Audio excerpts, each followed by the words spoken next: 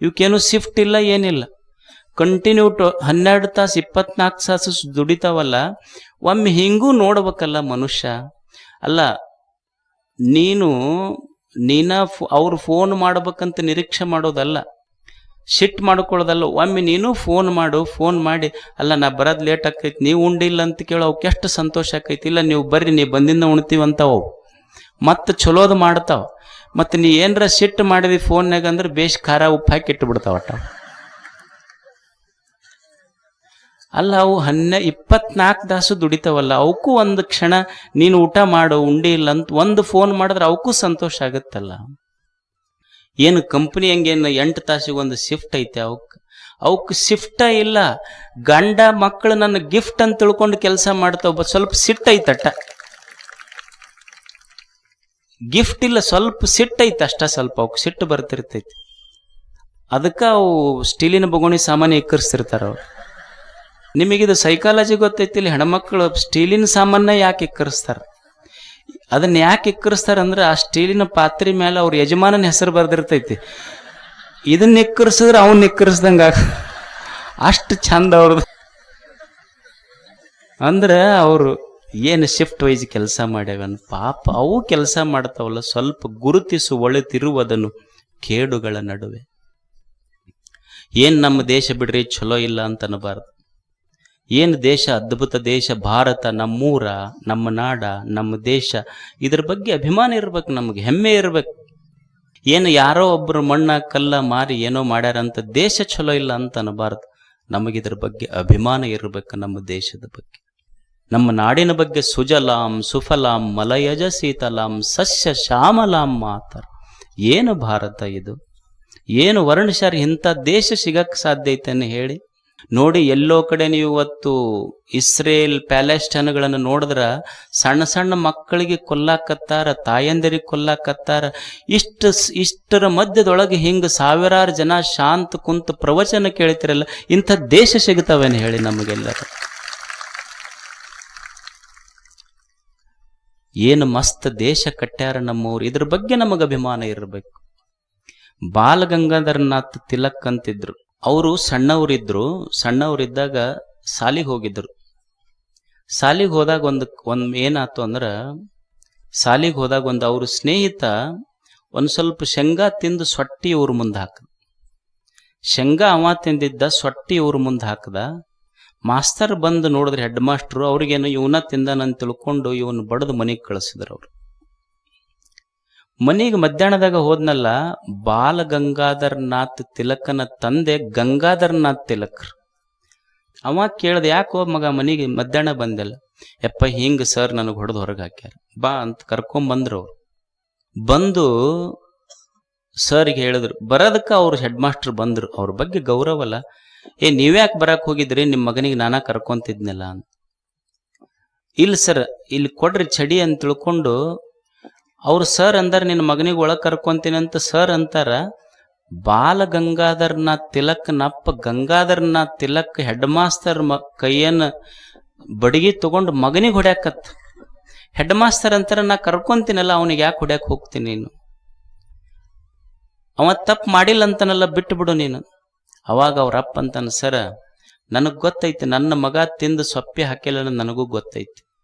ಮತ್ತು ಗೊತ್ತಿದ್ರು ಯಾಕೆ ಹೊಡ್ಯಾಕತ್ತಿ ಹೇಳು? ಸರ ನನ್ನ ಮಗನಿಗೆ ನಾ ಯಾಕೆ ಹೊಡ್ಯಾಕತ್ತೀನಿ ಅಂದ್ರೆ, ನನ್ನ ಮಗನಿನ ಬಗ್ಗೆ ನನಗೆ ಕಾನ್ಫಿಡೆನ್ಸ್ ಐತಿ, ವಿಶ್ವಾಸ ಐತಿ. ನನ್ನ ಮಗ ತಿಂದು ಸೊಟ್ಟೆ ಹಾಕಿಲ್ಲ ಅಂತ ನನಗೆ ಗೊತ್ತೈತಿ. ನಾ ಯಾಕೆ ಅವನಿಗೆ ಹೊಡ್ಯಾಕತ್ತೀನಂದ್ರೆ, ಯಾರ ತಿಂದು ಹಾಕಲಿ ಸಾಲಿ ನಂಬದಲ್ಲ, ಇವ ಯಾಕೆ ತೆಗೆದಿಲ್ಲ ಅಂತ ಹೊಡ್ಯಾಕತ್ತೀನಿ ಅವನಿಗೆ. ನಮ್ಮ ಎಲ್ಲ ಗುಟ್ಕ ತಿಂದು ಊರು ತುಂಬ ಹೋಗದಿರ್ತಾವ. ಒಬ್ಬರ ತಂದಿತ್ತ ಇದನ್ನು ಪ್ರಯೋಗ ಮಾಡಿಲ್ಲ. ಹ್ಯಾಂಗ ಕಟ್ಟ್ಯಾರ ಅವ್ರ ದೇಶ ನೋಡಿ.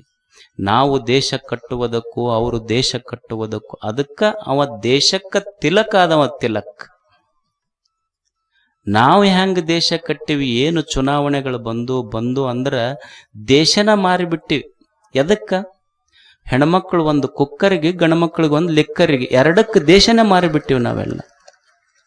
ಎಂಥ ಅದ್ಭುತ ದೇಶ! ನೆಲ್ಸನ್ ಮಂಡೇಲ ಅಂತಿದ್ದ. ನೆಲ್ಸನ್ ಮಂಡೇಲ ಕಪ್ಪು ಸೂರ್ಯ ಅಂತ ಕರೆದ್ರ ಅವನಿಗೆ.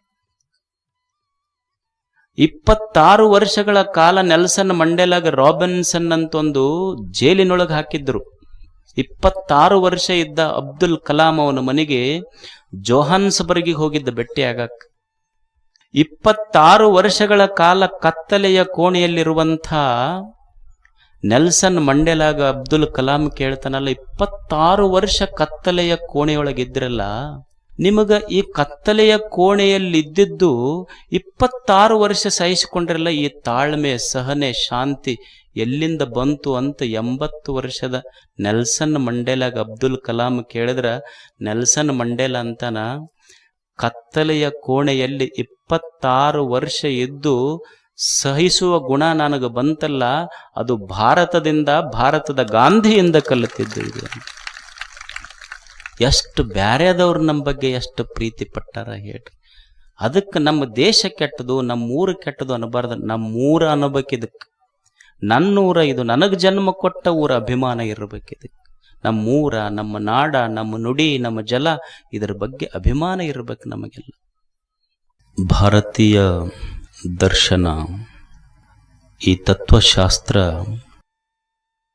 ತತ್ವಜ್ಞಾನ 1000 ದಾರಿಗಳ ಬಗ್ಗೆ ಚಿಂತನೆ ಮಾಡಿದರೂ ಸಹಿತ ಇಡೀ ತತ್ವಜ್ಞಾನದ 3 ಮುಖ್ಯ ವಿಷಯಗಳು 3. ಇಡೀ ಭಾರತೀಯ ತತ್ವಚಿಂತನೆ ಏನಿದೆ, ಹಲವು ವಿಷಯಗಳನ್ನು ವಿಮರ್ಶೆ ಮಾಡಿರಬಹುದು. ಮುಖ್ಯವಾಗಿ ಅವರು ಚಿಂತನೆ ಮಾಡಿದ್ದು 3 ವಿಷಯಗಳು. ಒಂದು ದೇವ, ಇನ್ನೊಂದು ಜೀವ, ಇನ್ನೊಂದು ಜಗತ್ತು.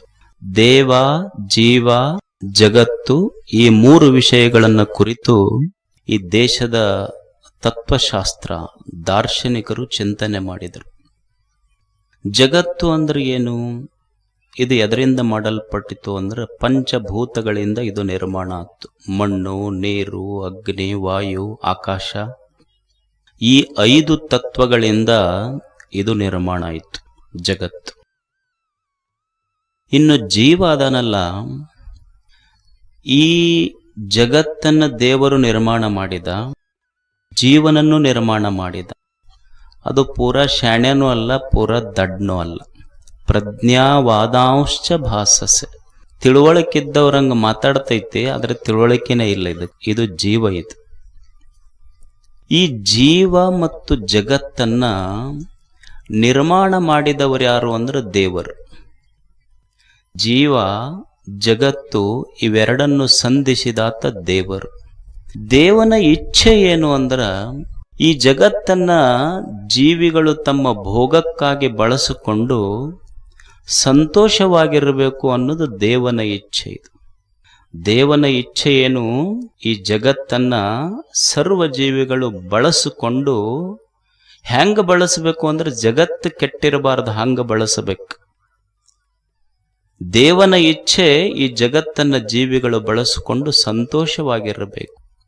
ಜಗತ್ತನ್ನ ಜೀವಿಗಳು ಹೆಂಗ ಬಳಸಬೇಕು ಅಂದ್ರ ಜಗತ್ತು ಕೆಟ್ಟಿರಬಾರದು, ಇವರು ಸಂತೋಷ ಪಡುವುದು ಬಿಟ್ಟಿರಬಾರದು. ಇದು ಸೂತ್ರ. ಇದು ಅವರ ಸೂತ್ರ ಏನು ಅಂದ್ರ, ಜಗತ್ತು ಕೆಟ್ಟಿರಬಾರದು, ಜೀವಿಗಳು ಸಂತೋಷ ಪಡುವುದನ್ನು ಬಿಟ್ಟಿರಬಾರದು. ಜೀವಿಗಳು ಪ್ರಪಂಚ ಕೆಟ್ಟಿರಬಾರದು, ಪರಮಾತ್ಮನನ್ನ ಬಿಟ್ಟಿರಬಾರದು. ಇದು ಸೂತ್ರ. ಇದು ಜೀವಿಗಳು ಈ ಜಗತ್ತನ್ನು ಹೆಂಗ ಅನುಭವಿಸಬೇಕು ಅಂದ್ರೆ, ಜಗತ್ತು ನಮ್ಮ ಅನುಭವದಿಂದ ಜಗತ್ತು ಕೆಟ್ಟಿರಬಾರದು, ನಾವು ಸಂತೋಷ ಪಡುವುದನ್ನು ಬಿಟ್ಟಿರಬಾರದು. ಈಗ ನೀವು ನೋಡಿ, 2 ಉದಾಹರಣೆ ಹೇಳ್ತೀನಿ ನಿಮಗೆ. ಹೆಂಗ ಆಕಳಿಗೆ ಉಣ್ಣೆ ಹತ್ತಿರ್ತೈತಿ. ಉಣ್ಣಿ ಆಕಳ ಹಾಲಿನ ಕೆಚ್ಚಲಿಗೆ ಉಣ್ಣೆ ಹತ್ತೈತಿ, ಆದ್ರೆ ಉಣ್ಣಿಗೆ ಹಾಲಿನ ರುಚಿ ಗೊತ್ತಿಲ್ಲ, ಬರೀ ರಕ್ತ ಕುಡಿದು ಬದುಕ್ತೆ ಹೊರತು ಹಾಲಿನ ರುಚಿನೇ ಗೊತ್ತಾಗ್ಲಿಲ್ಲ ಉಣ್ಣಿಗೆ. ಇನ್ನೊಂದು ದುಂಬಿ ಇದೆ. ದುಂಬಿ ಒಂದು ಪಾತ್ರಗಿತ್ತಿ ಅನ್ಕೊಳ್ಳಿ ನೀವು. ಸುಮ್ಮನ ಹೂವಿನಿಂದ ಹೂವಿಗೆ 1000 ಹೂವುಗಳಿಗೆ ಹಾರತೈತಿ ದುಂಬೆ. 1000 ಹೂವುಗಳಿಗೆ ದುಂಬಿ ಹಾರಿದರೂ ಸಹಿತ ಒಂದು ಹೂವರ ದುಂಬಿ ಕುಳಿತ ಹೂವು ಕೆಟ್ಟೈತೇನು? ಎಲ್ಲ ಹೂಗಳ ಮೇಲೆ ಹಾರಿ ಮಕರಂದ ಹೀರಿರುವಂಥ ದುಂಬಿ ಹೂವಿನಿಂದ ಹೂವಿಗೆ ಹಾರೈತಿ, ಹೂವ ಕೆಟ್ಟಿಲ್ಲ, ತಾನು ಮಕರಂದ ಹೀರುವುದನ್ನು ಬಿಟ್ಟಿಲ್ಲ. ಹಾಗೆ ಜೀವಿಗಳು ದುಂಬಿಯಂತೆ ಈ ಜಗತ್ತನ್ನು ಅನುಭವಿಸ್ತಿರಬೇಕು. ಜಗತ್ತು ಕೆಟ್ಟಿರಬಾರದು, ಸಂತೋಷ ಪಡುವುದನ್ನು ಬಿಟ್ಟಿರಬಾರದು. ನಾವು ಒಟ್ಟ ಒಂದು ಗುಡ್ಡ ಸಿಕ್ಕರೆ ಸಾಕು, ಪೂರ ಮುಗಿಸೇ ಬಿಟ್ಟಿರ್ತೀವಿ. ಒಬ್ಬನಿಗೆ ಗುಡ್ಡ ನೋಡಿದ್ರೆ ಹಂಪಿ ಮಾಡ್ಬೇಕನ್ನಿಸ್ತು, ಒಬ್ಬನಿಗೆ ನೋಡಿ ಕ್ರಷರ್ ಮಿಷನ್ ಹಾಕಬೇಕನ್ನಿಸ್ತು. ಅಂದ್ರೆ ಜಗತ್ತು ಕೆಡಲಾರ್ದಂಗೆ ಬಳಸಬೇಕಲ್ಲ ಮನುಷ್ಯ. ಇದು we are just users, we are not owners of this land. Donor is the owner, we are not owners, we are just users. ಅವ ಇಚ್ಛೆ ಇದು, ಜೀವಿಗಳು ಸಂತೋಷ ಪಡಬೇಕನ್ನುವುದು ದೇವನ ಇಚ್ಛೆ ಇತ್ತಲ್ಲ. ಇಲ್ಲಿ ಎಂಥ ಅದ್ಭುತವಾದ ಜಗತ್ತು ಇದು. ಮನುಷ್ಯ ಸುಮ್ಮನ ದೇವರಿಗೆ ಒಂದು ಕಪ್ ನೀರು ಕೇಳದ, ದೇವರೇ ನನಗೆ ನೀರಡಿಕೆ ಆಗೈತಿ, ಒಂದು ಕಪ್ ನೀರು ಕೊಡು ಅಂದ್ರ ಅವನು ದೇವರು ಇವನಿಗೆ ಕೆರೆ ಹಳ್ಳ ಹೊಳೆಗಳನ್ನೇ ತುಂಬಿ ಹರಿಸಿಬಿಟ್ಟ. ದೇವನೇ ನನ್ನ ಮನೆಯೊಳಗೊಂದು ದೀಪ ಬೇಕಾಗೈತಿ, ಕತ್ತಲೈತಿ ಅಂತ ಇಷ್ಟ ಕೇಳಿದ್ದಕ್ಕೆ ಆರದ ಸೂರ್ಯ ಚಂದ್ರರೆಂಬ ದೀಪಗಳನ್ನೇ ಹೊತ್ತಿ ಉರಿಸಿಬಿಟ್ಟ, ಹಚ್ಚಿ ತೇಲಿ ಬಿಟ್ಟ. ಹಿಂಗ ದೇವರೇ ನನಗೊಂದು ತುತ್ತು ಅನ್ನ ಕೊಡಪ್ಪ, ಹೊಟ್ಟಿ ಹಸ್ದೈತಂದ್ರ ಇಷ್ಟಂದಿದ್ದಕ್ಕೆ ಎಷ್ಟು ಶತಮಾನಗಳಿಂದ ಕೋಟಿ ಕೋಟಿ ವರ್ಷಗಳಿಂದ ದುಡಿದ್ರು ಸಹಿತ ದಣದಿಲ್ಲ ಅಂದಿಲ್ಲ ಧರಣಿ ಮಂಡಲ. ಇದು ದಣಿಯದ ಭೂಮಿ ತಾಯಿಯನ್ನೇ ನಮ್ಮ ಎದುರಿಗಿಟ್ಟು ಬಿಟ್ನಲ್ಲ. ಏನು ಮಾಡಬೇಕಾಗಿತ್ತು ಹೇಳಿ ದೇವರು? ಇಷ್ಟು ಹೊಳಿ ಹರಿದ್ರೂ ನೀರಡಿಗೆ ಹೋಗಲಿಲ್ಲ, ಇಷ್ಟು ಭೂಮಿ ಬೆಳೆದರೂ ಹಸಿವು ಹಿಂಗಲಿಲ್ಲ, ಇಷ್ಟು ಬೆಳಕು ಬಂದರೂ ಕತ್ತಲೆ ಎಂದು ಹೊರಗೆ ಬರಲಿಲ್ಲ. ನಾವು ಎಲ್ಲಿ ಸಂತೋಷದಪ್ಪ ಮನುಷ್ಯನಿಗೆ? ಸುಮ್ಮನೆ ಒಂದು ಕೋಗಿಲೆ ಇರ್ತದೆ, ಇನ್ನೂ ವಸಂತ ಬಂದಿಲ್ಲ, ಬರೋ ಮುನ್ಸೂಚನೆ ಕಂಡ್ರ ಅದು ಒಂದು ಸ್ವಲ್ಪ ಇಷ್ಟ ಚಿಗುರು ತಿಂದು ವಸಂತ ಬಂತು ಅಂದ್ರೆ ಹಾಡಾಕ್ ಶುರು ಮಾಡತೈತಿ. ನವಿಲಿರ್ತೈತಿ, ಮಳಿನೇ ಆಗಿಲ್ಲ ಇನ್ನು. ಸುಮ್ಮನೆ ಮೇಘಗಳ ಆಕಾಶದಲ್ಲಿ ಮೇಘಗಳ ಗರ್ಜನೆ ಆದ್ರೆ ಸಾಕು, ನವಿಲು ಕುಣ್ಯಾಕ್ ಶುರು ಮಾಡತೈತಿ. ಮಳಿ ಬಂದಿಲ್ಲ, ಸುಮ್ಮನೆ ಒಂದಿಷ್ಟು ಆಕಾಶದಲ್ಲಿ ತೇಲುವ ಮೇಘಗಳ ಗರ್ಜಿಸಿದ್ರೆ ಸಾಕು, ನವಿಲು ಕುಣ್ಯಾಕ್ ಶುರು ಮಾಡತೈತಿ. ಇನ್ನು ಚಿಗುರ ಬಿಟ್ಟಿಲ್ಲ. ಒಂದು ಕೋಗಿಲೆ ಸ್ವಲ್ಪ ವಸಂತ ಮಾಸ ಬಂದ್ರ ಕೋಗಿಲೆ ಹಾಡಾಕ್ ಶುರು ಮಾಡತೈತಿ. ಮಳಿ ಬಂದಿಲ್ಲ, ಗರ್ಜಿಸಿದ್ರೆ ನವಿಲು ಕುಣ್ಯಾಕತ್ತೈತಿ. ಇವನಿಗೆ ಮಳಿ ಬಂದು ಗಿಡ ಚಿಗುರು ಬಿಟ್ಟು ಹೂ ಬಂದು ಹಣ್ಣು ಬಂದು ಮನ್ಯಾಗ ಬಿತ್ತು. ಇವ ಅಳ್ಕೊಂತ ಕುಂತಿದ್ದ ಮನುಷ್ಯ ದೇವ್ರು ಕೇಳಿದ, ಯಾಕೋ ಇನ್ನೂ ಅಳಾಕತ್ತಿ ಅಲ್ಲ? ಅಲ್ಲ, ಅದು ಸುಮ್ಮನೆ ಇನ್ನೂ ಮಳಿನ ಆಗಿಲ್ಲ, ಕುಣ್ಯಾಕತ್ತೈತಿ, ಚಿಗುರ ಬಂದಿಲ್ಲ, ಹಾಡಾಕತ್ತೈತಿ. ನಿನ್ನ ಮನ್ಯಾಗ ಹಣ್ಣು ತುಂಬಿನಿ, ನೀ ಯಾಕೆ ಅಳಾಕತ್ತಿ? ಇನ್ನೂ ರೇಟ್ ಸಿಗುವಲ್ದು ನನಗಂತಿವ ಅಂತ. ಇನ್ನು ರೇಟ ಬಂದಿಲ್ಲ. ಇವ ರೇಟಿನ ಮೇಲೆ ಬದುಕ. ಇವ ಏನ್ ನೋಡಿ, ನಮ್ಮ ಮಂದಿ ಚಲೋ ಮಾವಿನ ಹಣ್ಣ ಎಕ್ಸ್ಪೋರ್ಟ್ ಮಾಡ್ತಾವ, ಕೆಟ್ಟಿದ್ದ ಮಕ್ಕಳಿಗೆ ತಿನ್ನಿಸ್ತಾವ.